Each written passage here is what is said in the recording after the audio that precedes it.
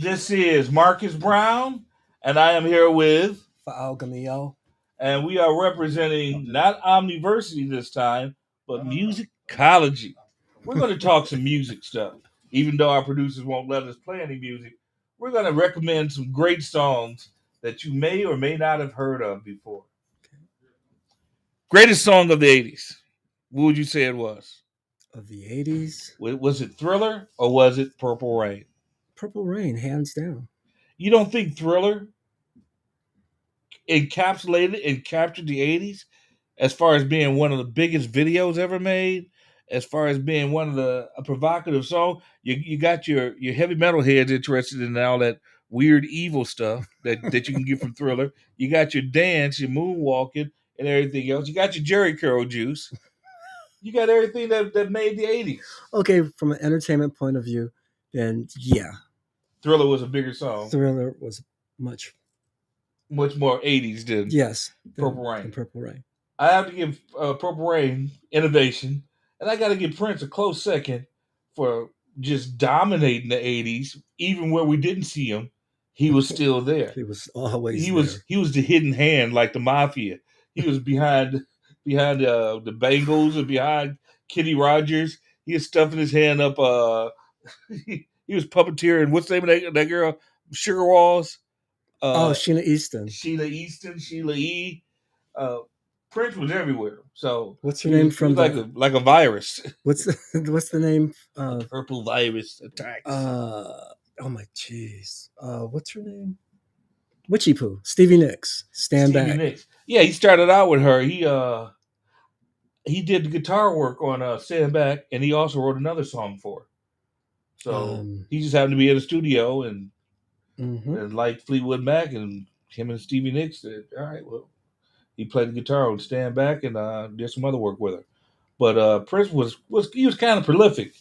He wrote, I think he wrote I Feel For You, and everybody wanted to jump on that song. You had about 5 covers of that song within the first 2 years of that song being out.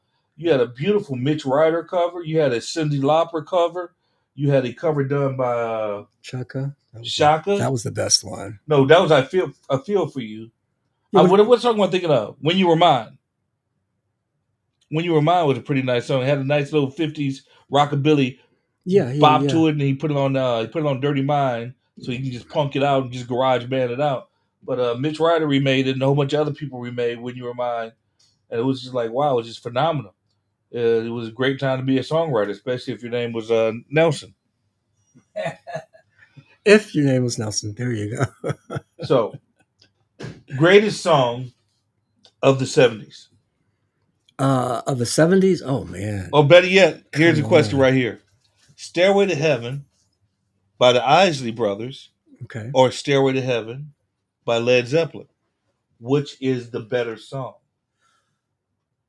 Well, because I believe we were like brainwashed by the industry, not to like guitars anymore, to push the other narrative, of the other group that you're just talking about. So that became more, noticed, because that's all we heard every time you look around. Every other station, if it wasn't a black station, it was like. And you're like, oh, okay, yeah, okay. Everybody knew it. Yeah. What I find interesting, especially if you get a chance, good people out there, go on YouTube, type in Isley Brothers. They have some phenomenal stuff back in the 70s. I should be loud enough for the mic to hear me anyway. They had some phenomenal stuff in the 70s. Isley Brothers actually had Jimi Hendrix in their band at one time, and Jimi Hendrix was giving guitar lessons to Ernie Isley. Yep. So you can hear that little machine gun sound, wick up, wick, wick, wick, wick, on that, Who's That Lady? And they did a whole bunch of other songs where they were strong on guitar.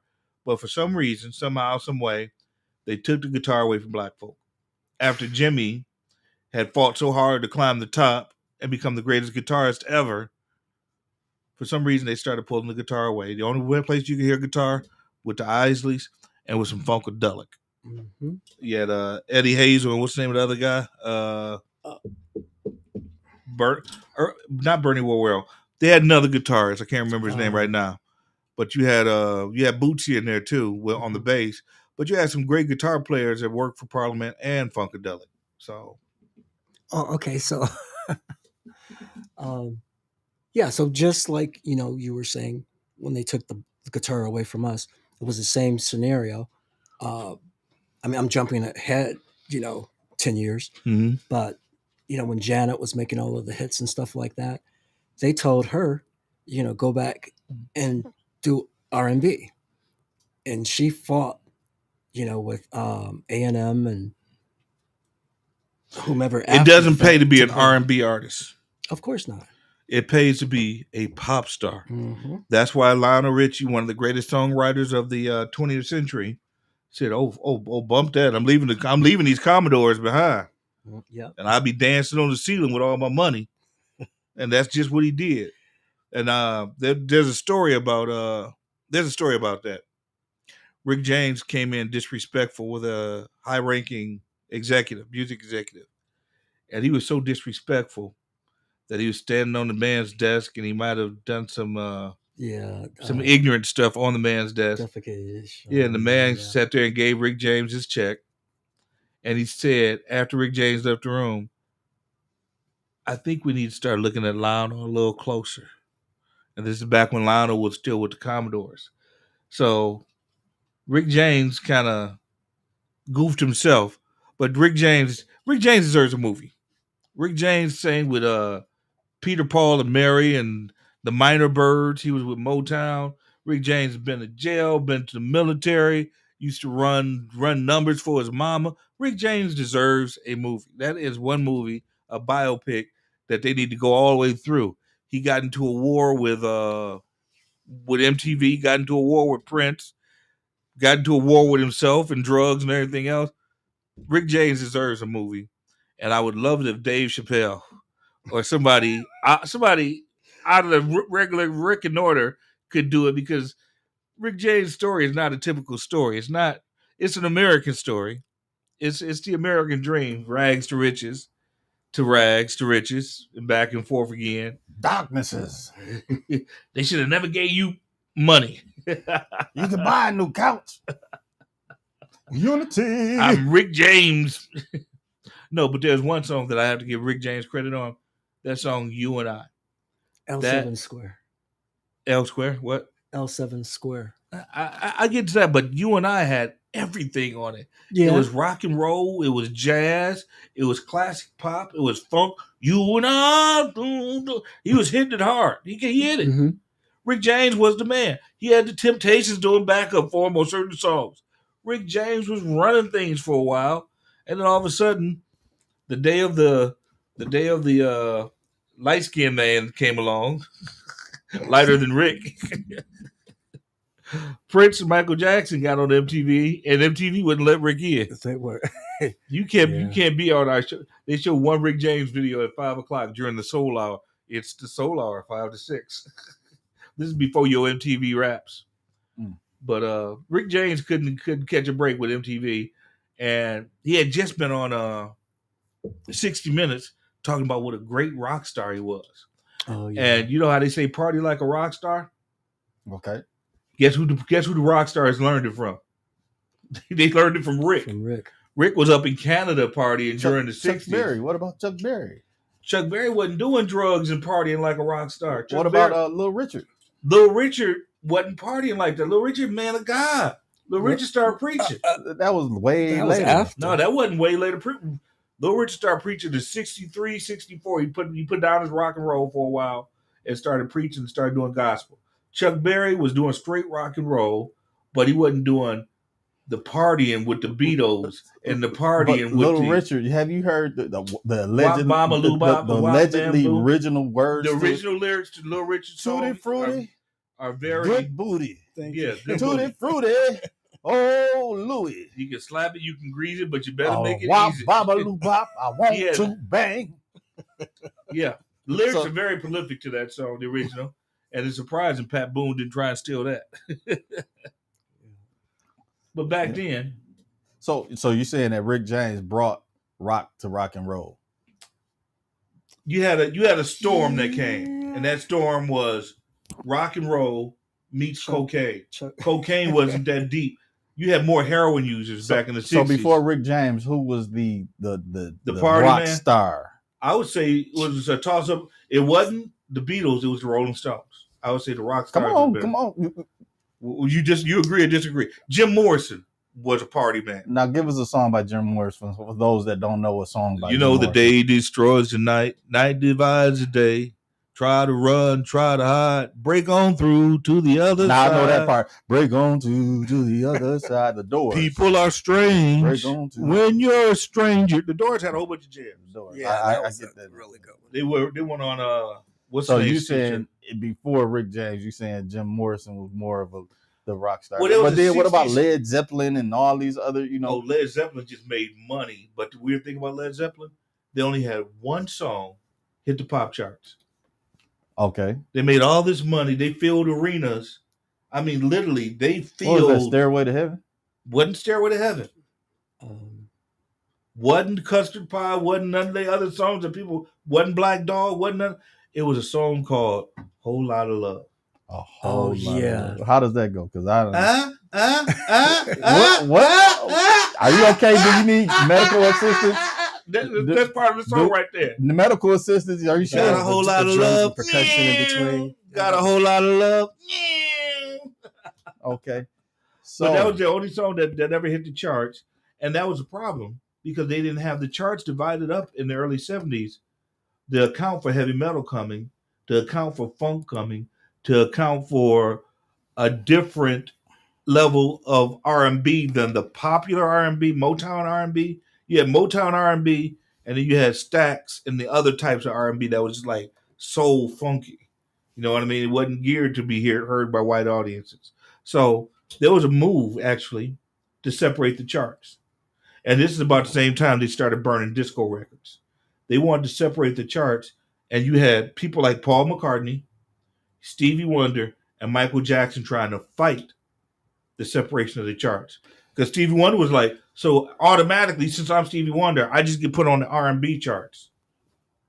And Paul McCartney was like, automatically, I just get put on the white charts. Because you had drift sometimes with songs where a white guy will remake a black song or remake a Bill Withers song. He wound up on the R&B charts. Or you had Hall & Oates out there just tearing up the R&B charts. Wait a minute, what is their name? Hall & Oates. Hall & Oates? John Hall. You never heard of Hall & Oates? Like breakfast cereal or something? No, they should have been breakfast cereal. They made Sarah smile.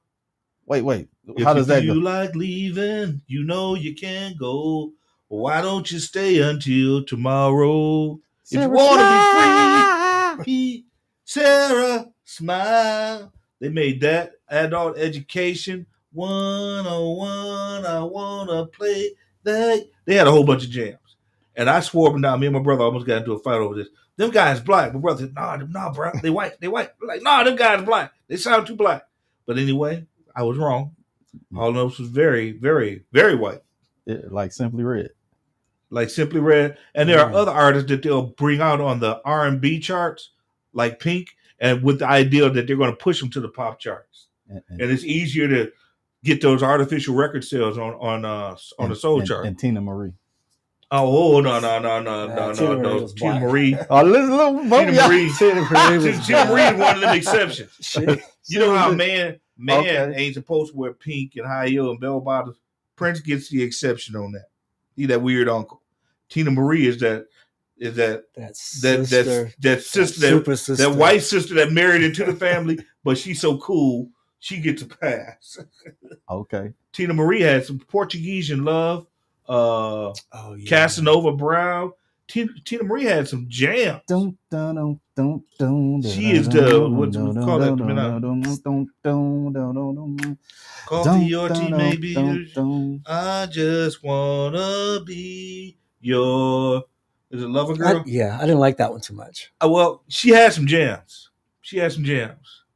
Yeah, so much better than. So tell us about he's out like the music computer man here. Tell us. I played music. I produced music. I wrote music. Then that means that you have a lot to give us too here. Tell us what your viewpoint and some of your views of the stuff. What do you think, Rick? I mean, well, let me get your opinion on this. Okay. You had a song called Ebony and Ivory come out.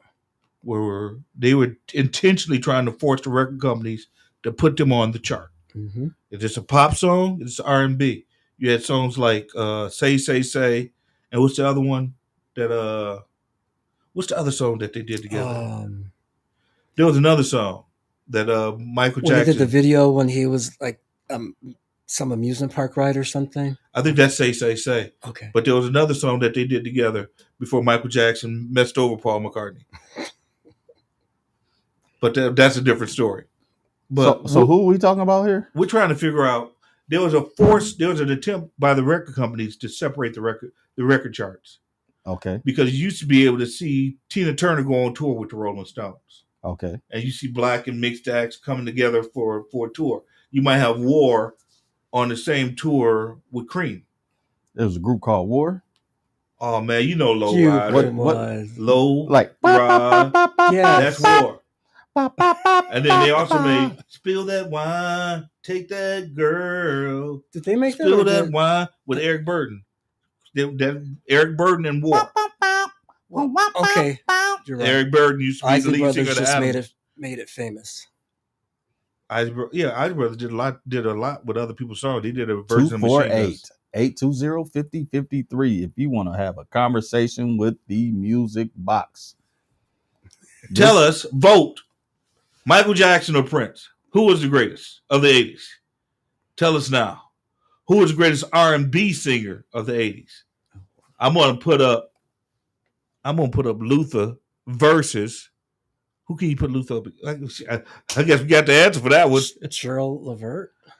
The closest you can come is great. Marvin Gaye, I think, as far as being a balladeer, and they didn't exactly overlap.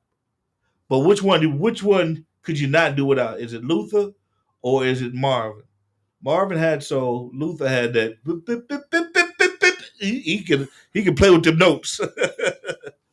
Could not do without Marvin. A house is not a home. So I tend to lean even when you're not alone. I tend to lean to what he's saying because Marvin had his own, he wrote and created his own songs. Right. Luther covered. He was Dionne Warwick in reincarnated. I give Luther more than that. Luther started out. Name the song he wrote. Luther started out Name with the song he wrote. He wrote a song with Gregory Hines. I can't remember the name of it. But I'm saying and Gregory Hines did it together. But you can, if you say name a song that Marvin Gaye wrote, you can name some right off the top. Yeah, that's Motown. That's but I'm saying Luther was an amazing voice. He was an amazing voice. He was amazing talent. Yeah, he started out with David Bowie. He was doing backup vocals for David Bowie, and then then started doing chicken commercials. What is the name? Dionne Warwick. No. Whitney Houston. Gladys Knight. Mahalia Jackson. With a smile. Billie Holiday. You are a little tone deaf. Some in my pain with my fingers. That's not Phoebe Snow. That's Roberta Flack. Roberta Flack. Yeah. He was a background singer for her also, and she fired him. I think he also worked for Natalie Cole. Remember that song, Sophisticated Lady? Yeah. Now that's a tune from the past. That's a blast from the past. Wow. Sophisticated Lady. But this great adventure of music is brought to you by Black folk. From slavery hymns to jazz ballads, we got you covered. Sweet Black folks bringing you music throughout the centuries. Yeah. Hit that beat, Rocky. So James Brown, hit me. He just said, "What's up, cuz? This is James Brown, and I'm watching your podcast. I love Stairway to Heaven by the OJs, but I'm going to check out Led Zeppelin's version in a second." Oh, it's not the same song. You got to get your guitar on. You got to get your head bob on for this. It's a great song, and the lyrics are deep. There's a lady who's sure all that glitters is gold, and she's buying a stairway to heaven. When she gets there, she knows if the stores are all closed, With a word, she can get what she came for. It's a totally different song, so don't get mad at me. But the songs that kind of threw me for a loop, there's a Temptations version of I Can Turn a Gray Sky Blue. I can make it rain whenever I want it to. And I never realized that Al Green had made the same song, but he had just slowed it down. And it's just beautiful the way that sometimes. So let me finish what he said. You didn't let me finish what James said. What James Brown hit me said. Your podcast topic is 100% rough. So please keep me posted on upcoming schedules. For musicology, blessed and in best to you and the family and your podcast guests. That's not a guest. He's supposed to be here every week talking as much as me. He get paid more than me and do half the talking. It ain't right. It's because he light skinned. Because he light skinned and he got a clean shirt on. Hold up. Maybe he's just like his mother. She eats Cheerios. Maybe he's just like his daddy. Woo. He wear pantyhose. Whoa. Pause. Lyrics? Pause. Lyrics? Rewind. I'm done. We're done. We're done. You're done, sir. But keep going. We're here. Okay. All right. Who? So we were talking about Luther and Marvin Gaye. You brought Luther and Marvin Gaye. I'm about to bring something else new. Ice Cube versus Tupac. Seriously. Tupac. I don't know who Tupac is. Tupac. Ice Cube versus Tupac. You can't even. It's just as complicated as saying Luther versus Marvin. Us will always sing the blues because all we care about is hairstyles and tennis shoes. So you saying getting rid of one? You push the button and I'll beat you down like it ain't nothing. I know you're gonna automatically say that Ice Cube over Tupac. I don't know. I think the significance. Now you're gonna say I don't know because I said what you was gonna. Well, I'm trying to let the audience marinate this thought. What do you say?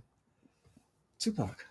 Okay, look, we got a caller coming in. Keep on ringing, caller. I almost missed you because Tupac is more significant than Ice Cube. Without Ice Cube, there'd be no gangster rap. True, but Tupac was very deep. Call again, caller. Tupac was very deep. He was very. Call again. We got to get a history of Tupac a little bit. Tupac went to the School of the Arts. Yeah. Tupac studied ballet. Tupac studied poetry. But before Tupac was also the son of a 248 820 5053. Call back, caller. Call back, caller. I double dog dare you. But Tupac was also Afeni Shakur was his mother. She was original Black Panther. She was original 9. Mm-hmm. She was one of the 9 that got hooked up in New York and got put in jail. Tupac was born in jail. Isn't that ironic? Yeah, and she fought to get out of jail. And she became a drug addict, and she stopped being a drug addict. And Tupac had an interesting upbringing. I think Tupac's upbringing compared to most African Americans was very liberated, and that he was up to his own devices. Tupac, his background was the closest to a superhero comic book because Batman, his parents, Superman, his planet, and so on and such. He had, like Cage. If you look at Cage, Luke Cage, he had to go to prison and be violated in prison by medical devices. And then if you look at what's his name, the Winter Hill, who's the black character that went to Hill, I know Luke Cage. You try to give me a talking about an actual character or an a character. We couldn't afford comic books when I was a kid. Michael Jai White. He played him. Oh, you talking about Spawn? Spawn had to go to hell to become a superhero. So Tupac is the closest to a real black superhero there is. So he was. Hello, caller. Are you there? Can you hear us? Caller. We got you on. Telephone man. Can you hear us, caller? Trying to hear you, caller. Trying to hear you. Double dare you. Stay online. We're hearing you. Hey, hearing you through the phone. Don't dare no Browns, okay? Can you hear us? James Brown from Indiana. We got you, caller. We hear you, James Brown. What's up, cousin? How you doing? It's James Brown. Mr. Brown, where are you calling from, sir? Good luck with the show, and guys have a great evening. Oh man, this is thank you. This is the. Okay. All right. We appreciate your support. Where are you calling from? that was the message that was left. Oh, you left the recording. So it Boy, wouldn't it be cool if you could talk to recordings? yeah, I tried. Well, we just did that. They'll have an AI doing the talking for you. Yep. If you want me to get back with you immediately. Yeah. But so to me, Tupac is the closest to a rap comic guy. book character, to a Batman or something like that. I don't know. I think Tupac gets a lot of significance. What were you gonna say? Why you stop? Oh, because I don't push. Okay. Anyway, I've got a one-on-one story with Tupac. Tupac was part of Digital Underground. Digital Underground, yeah. And do the hump. Sheila E's. Keep going. Sheila E's first cousin. Call from James Brown. Oh, well, hold on. Put a pause on that. Mr. James Brown, how you doing, sir? Can you hear us, caller? Yeah, hello. Can you hear us? I got an answer, but Can you hear us? there's no audio. Well, we can hear you, but your audio isn't coming through. Hold up. Let me. But I don't know why. I tried again. No. Stay on the We'll line. just say what you have to say. We have James Brown on the line calling from. Where you calling from? green or orange? He's not getting the audio. Anyway, Can you hear us? because I'm gonna Can you hear us? message you my phone number, so hit me up. Can you hear us? Still, He's okay? going to send his phone number. We can call him. Green or orange? Can you hear us? All right. Back to the. I don't know what's going on. Back to the topic at hand. You were saying about Digital Underground, Tupac and young Digital Mr. Mr. Shakur. Yes. So when he was with the Digital Underground, he was under management. I don't know if she was their road manager or what, but this woman named Tia Coco, who was Sheila E's second cousin, first cousin, whatever, who was related to my children's. Anyway, Sheila E. Oh, there he goes. Keep telling the story. Okay. Don't worry about it don't say nothing until I get the caller on. 369 Consulting and Logistics. To accept, press 1. Keep to send talking. a voicemail, press Oh, okay. 2. So, Caller, can you hear us? what was interesting about that? You have Caller. a relationship with Tupac and Sheila E's cousin, Caller. Coco. Tia Coco was their manager. That Caller. was Sheila E's. Tia Coco was Sheila E's. Can you hear us, caller? So, Can you hear us, caller? it's, you know what? I think it's a relatively small world when you start talking music, Oh, yeah. especially when you start seeing certain people reappear over and over again, Mhm. or certain people that were pivotal in one thing and jumped all the way to something else. Tommy Chong. I didn't realize that he had a Motown contract at one time. Yeah. Call And from contract with other people 369 before Consulting and Logistics. getting famous as a comedian. Tommy Chung was Caller. Bobby Taylor's Can you hear guitarist. us, caller? Remember Bobby Taylor and the Vancouvers? Okay. Okay, so when I A little bit before my time, but so when I Can went you to hear us, caller? Caller, Robichaud, can you hear us? they would come to our math teacher, Horace Chisholm.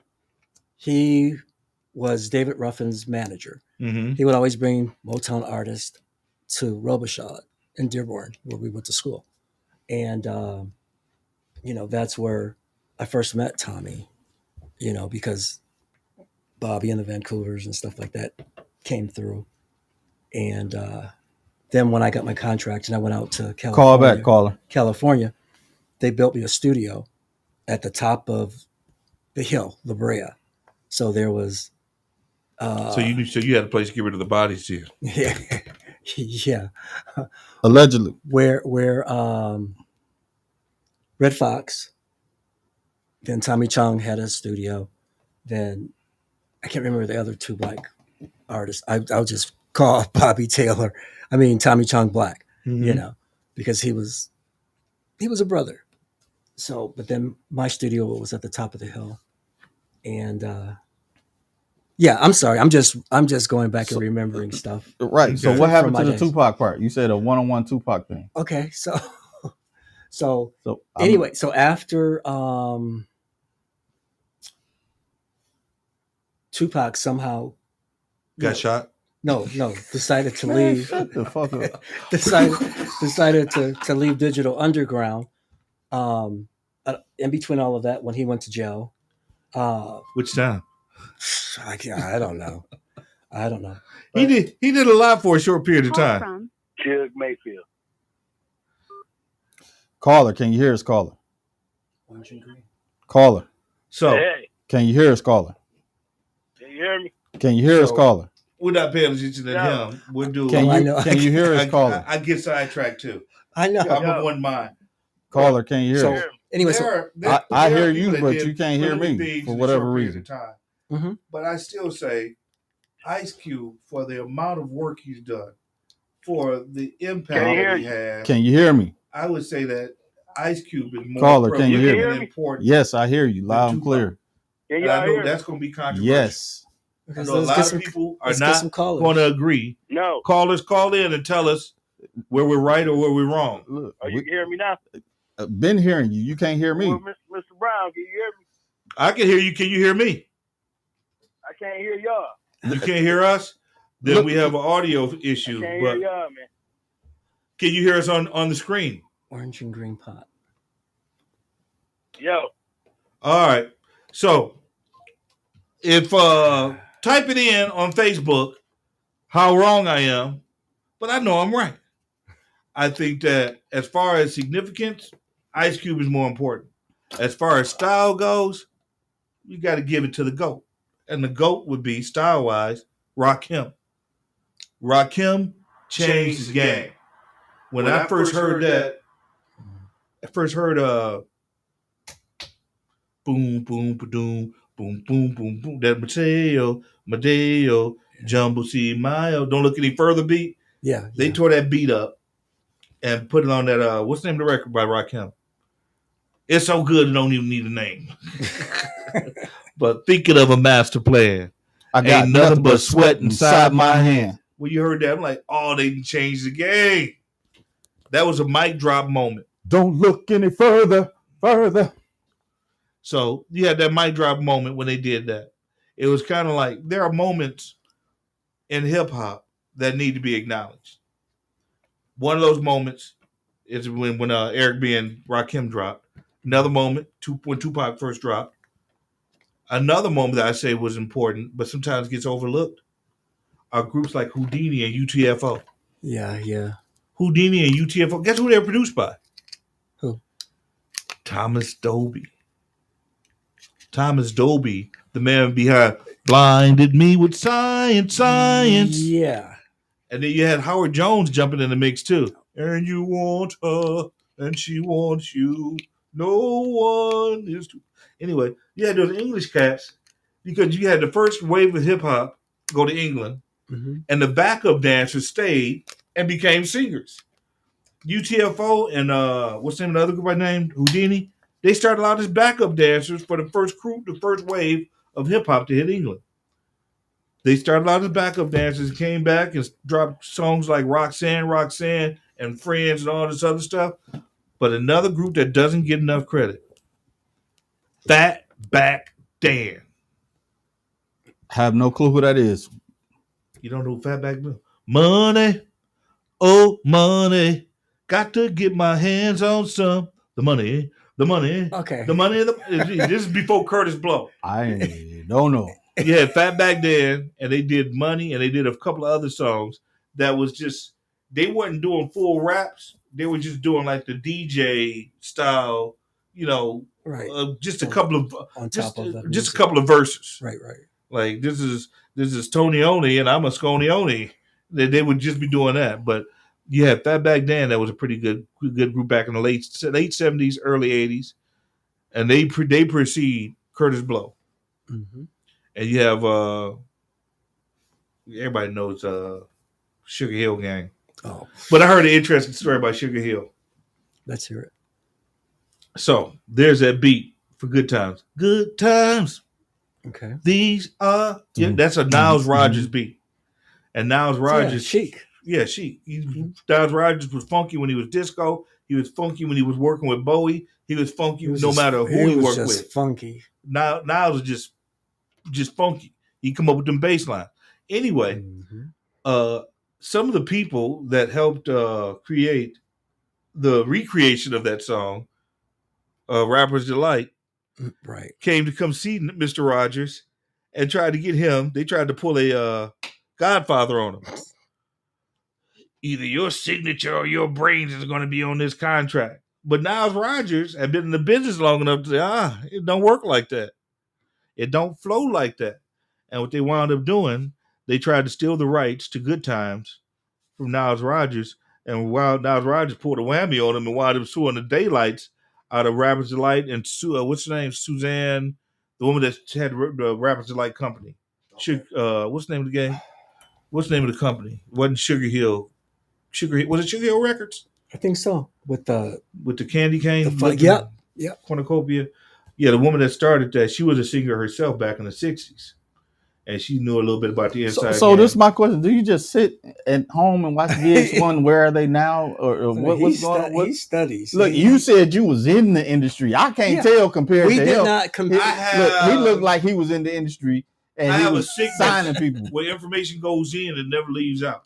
Now ask me something important, like how to do your taxes. Look, you you got ask me the name of a dinosaur. You got music constipation. You music constipated. But there's all these links. Music is so beautiful that you have to learn the important things and the links and the way that they move from place to place. One day I'm going to DJ and I'm going to just have a link where I can go from Beethoven to Miles to the Fuchsnickens and all the way back to Schubert or something like that. You need to go on Shazam. Can you recognize music that instantly? Jamie Foxx show Shazam. Before Shazam, there was Name That Tune. Nobody remembers that. How good at that were you? I can name that tune in one note. I believe it. Boom. Great Balls of Fire, Jerry Lee Lewis. Now, so you have to understand, we did not listen to other people's music. We didn't compete with other people. We wrote for us. We wrote. And who are we? The people that worked for Warner Brothers. Okay, gotcha. Yeah. So anybody else's stuff, I'm like, that's trash or that's garbage. Yeah. I have to thank my boy. And we'll come back and just like build something. So it's very linear, very focused. I'm gonna thank my boy Charles Johnson, aka the original Electrified Mojo. If it wasn't for Mojo, I would not have the musicology doctorate that I possess. Okay. Mojo used to play Beethoven. And Mojo would play Parliament. And Mojo would play whole halves of albums and whole albums back to back. Mojo got around payola. And what payola was, it's illegal. Pay to play. It was pay to play. If I'm the Beach Boys and I want you to stop playing the Beatles and play my record in high rotation, then I pay the DJ extra money to play my record every hour. Who are the Beach Boys? Name a song of Beach Boys. Round, round, get around, I get around, yeah. round, get around, I get around. Yeah. Ooh. It's all that surfing music. Surfing USA. But anyway, it was pay to play back then. But in the 70s, Mojo got out the military. He was stationed in the Philippines. He had a radio show in the Philippines that was very popular. They didn't want to see him go. They was going to hire him as a civilian to continue running the radio show, the military radio show. You ever seen what's the name of that? Good Morning Vietnam. Good Morning Vietnam. Good morning. Good Morning Philippines. It was Mojo playing good R&B. So Mojo comes and he arrives in the U of M Detroit area. Some of this is caped in mystery, but anyway, he goes to work for GPR. GPR, historically, one of the first black-owned radio stations. GPR, the first black-owned TV station.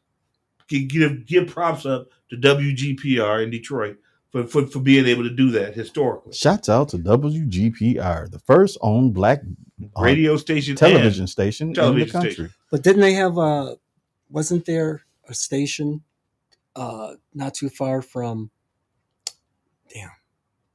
Why are you thinking about that? This is what Mojo did that was groundbreaking.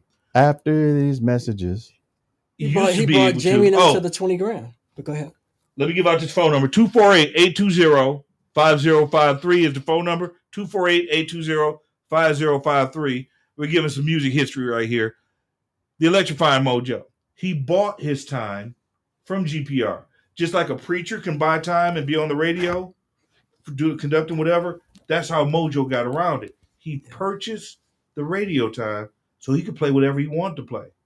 If he wanted to play all B-52s or Devo or heavy metal or whatever, they couldn't bother him. He wasn't part of their programming. This isn't part of our program. We're a black station and we play gospel on Sundays and this, that, another thing. Because that's what most black radio stations back then played a lot of gospel. Mm-hmm. Or they shut off at 6 o'clock, or they didn't. Our signal doesn't broadcast at night for some reason. WCHB, all of that. So there's a lot of little stations like that. But people in Michigan and parts of Ohio know the electrifying Mojo. People in Canada even know Mojo because they would string antennas up. They actually said crime went down. The Detroit Police Department said crime went down during Mojo's show. He come on at 10 o'clock every night. And crime would go down because people wanted to go hear what Mojo was going to drop. And you'll hear black folks in my generation singing some acidic, heavy metal songs or singing some stuff that we just shouldn't know, like the B-52s or Devo, or getting into Jane's Addiction, or getting into other music that was, quote-unquote, white boy music. But Mojo didn't give a care. If it was good and funky, Mojo would play it. So he integrated music. Music was already integrated. Black community. He should be considered one of the fathers of not just hip hop, but of house, of what it was named, of world music, it's of time DJ, for the percolator. All that percolator. Because there's a Detroit mix, and everything on that Detroit mix. Guess who played it first? Mojo. Okay. Mojo was shortly followed out. Well, Mojo had about 7 years of just jamming. Then the Wizard came out. They started mixing and cutting a little bit harder than what Mojo was doing. But Mojo would just be jamming, and it's just like, turn your watch back about 100,000 years. And you're sitting there listening to the B-52s. And your parents are sitting there listening to the B-52s. George Clinton would drop an album. Mojo will play the whole thing. So we're sitting there listening to Atomic Dog. Before it comes out, my daddy used to be a dog catcher, and he had the boombox. Dog catcher, playing the dog catcher, drive around the city. Atomic Dog. So yeah, it was like 29, and then you had Mojo played a lot of stuff that, wow. If I could go get a good playlist, Frequency 7. He was the first one to play Kraftwerk. And if you know anything about Kraftwerk, not at all. Dude, what? The beat for Planet Rock is Kraftwerk. So it was all this. One of us has got to go Tour de France. They had a song called Numbers. Doom, doom, doom, doom, doom, doom, doom. It was all high tech. So breaking it down from there, do you all know that most of the music that hip hop claims came out of Flint? No, was created by white musicians.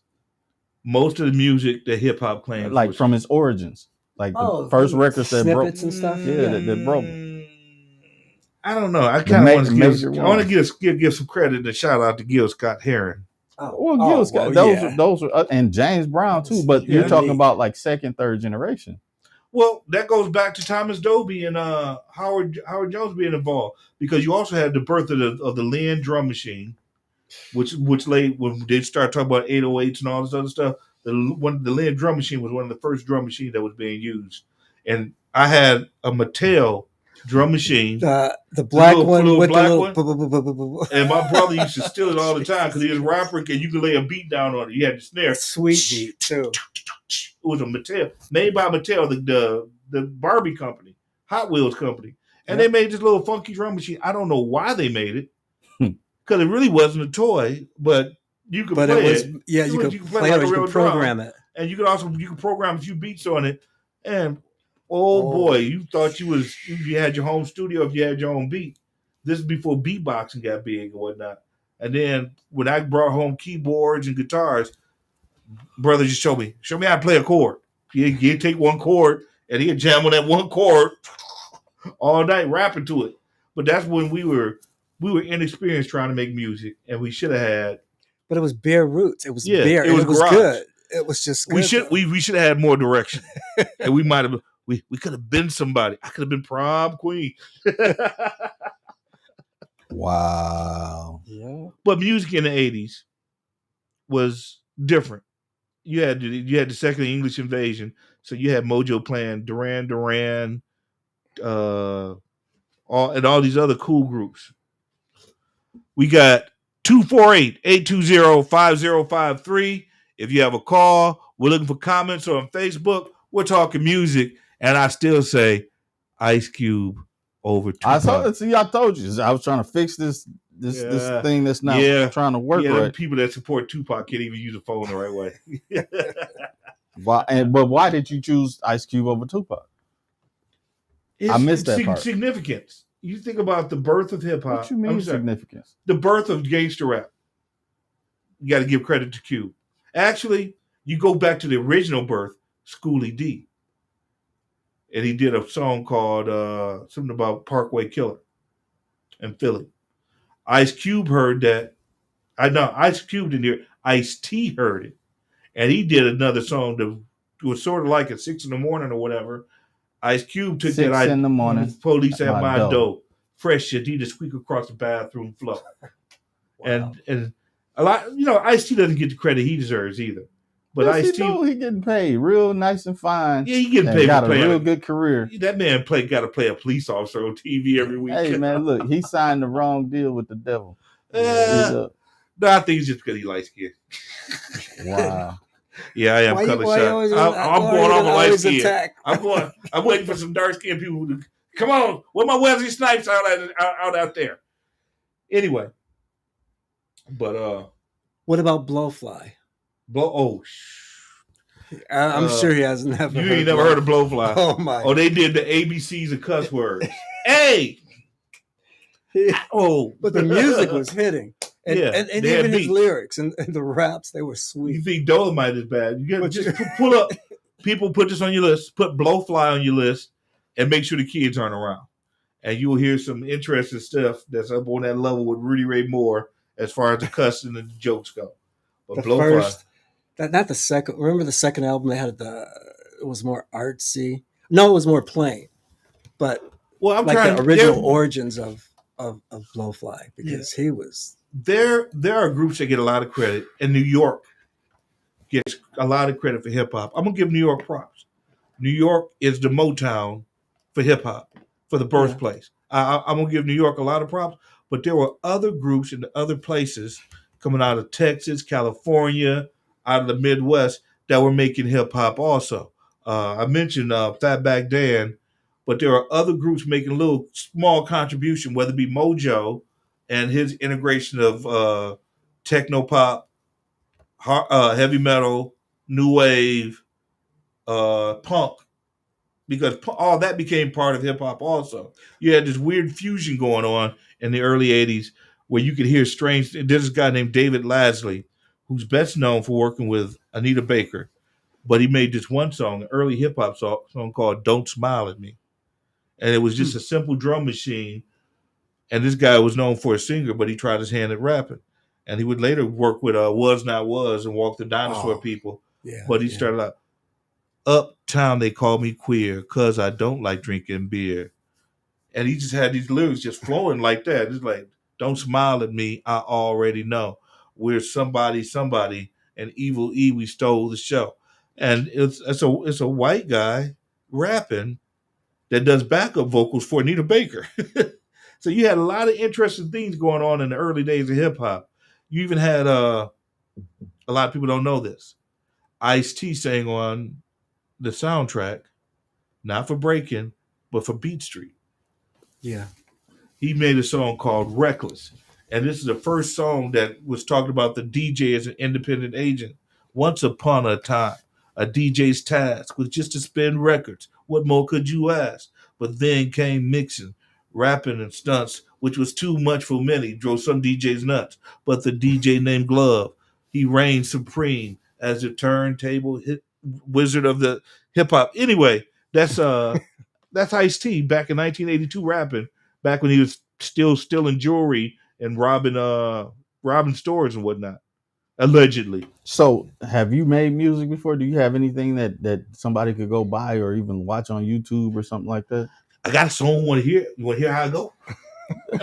I'm just asking you. I got a song. You got Look, we don't want to get this. makes We don't want this thing to get girls banned. So free. I just want to know. So we ain't playing nothing because I I got don't a want them to ban prototype. it.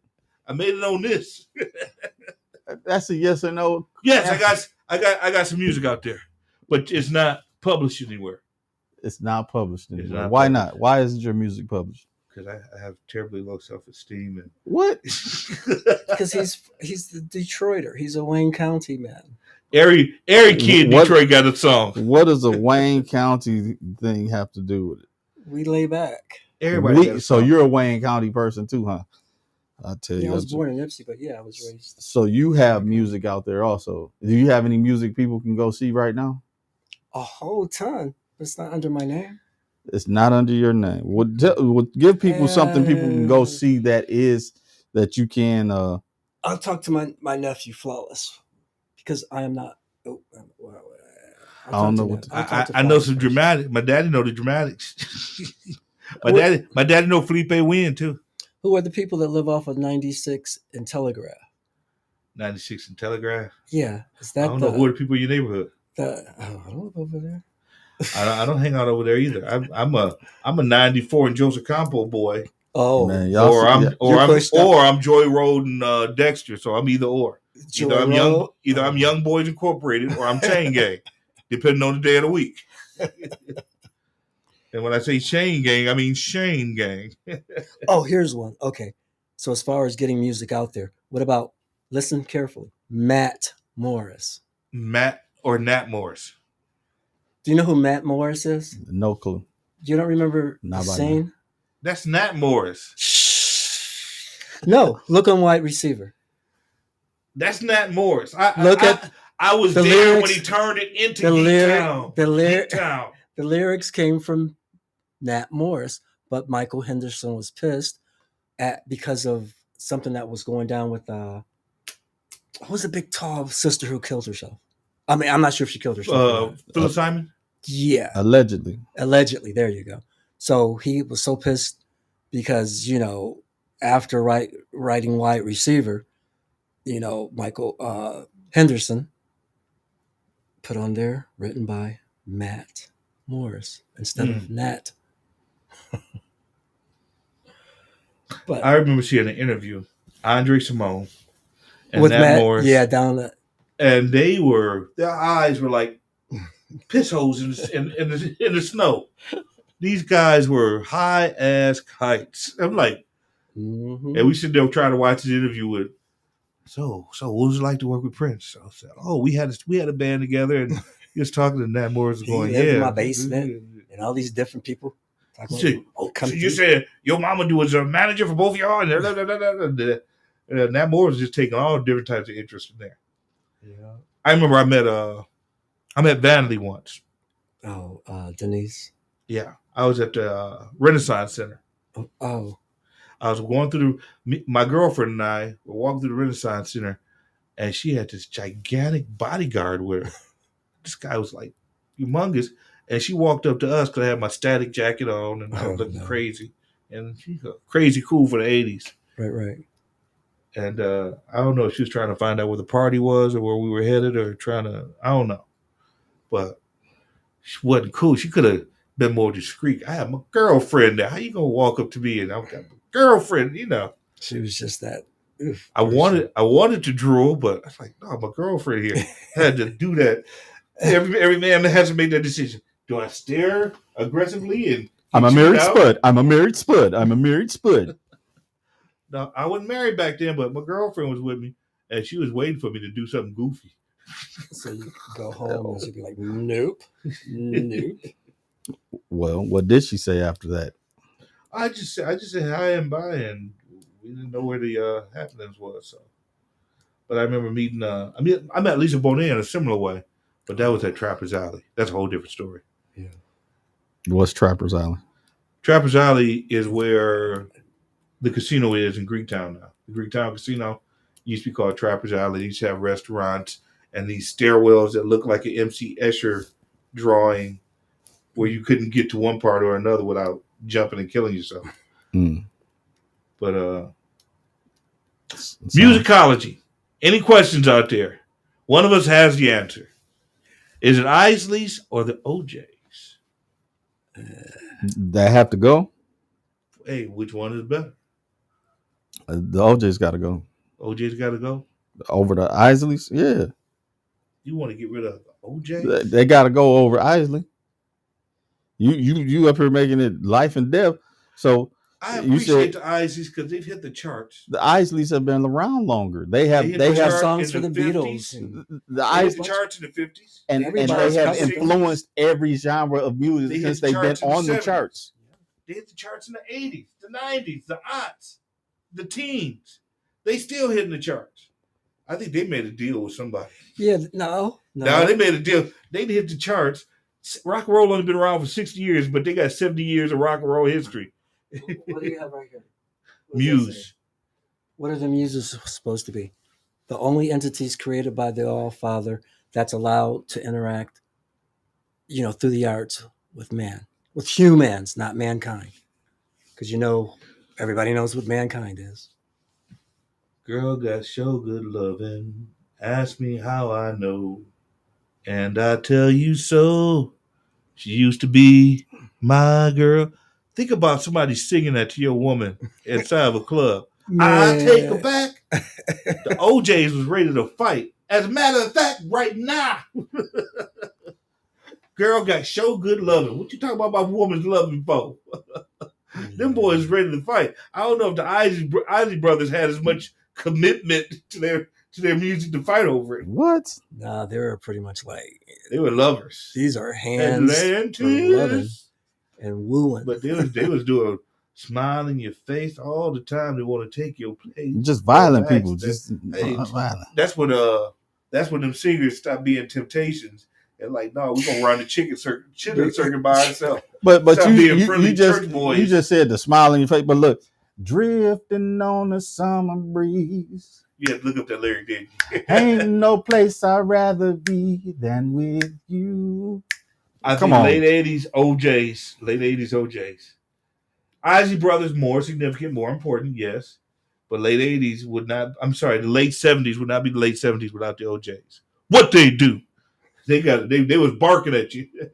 That's when women started taking off their panties and throwing them up on stage. They had to bark like Teddy Pendergrass. You got what I need. So they was original DMX barking. Oh, they put the bite in the bark. They was Isaac Hayes and Barry and what's his name, big man, Barry White. Oh yeah, come on, baby. Give it to me. It was Rick James. He was the man. So did you ever hear that Gerald Levert was related to Rick James? I believe all of them are related. Yeah. Everybody in music. Half the people at Motown in music. Half the people at Motown are cousins. Off the same era. Smokey Robinson and Aretha Franklin used to live on the same block together. Stevie and the Jacksons. There's a whole bunch. Somebody needs to do the family tree, especially with black musicians, and show how people are related to each other. Because you got a lot of rappers that got famous because of their R&B singers and whatnot. Before them, yep. So sometimes it becomes a family trait or a family tradition. We are asking you to call us in at we at 248-820-5053. We just hit the hour mark. So Thank you for listening to Musicology. If you would like to support our show, so hold on, man. Today's show is brought to you by the letter X. Because half the stuff we wanted to say was X-rated. And brought to you by the count. One hit I'm going to give you. Two hits I'm going to give you. So, all right, we had somebody named Lamont Jeffrey said, hello, the lyrics was tough. So we appreciate that. And we are going to be out.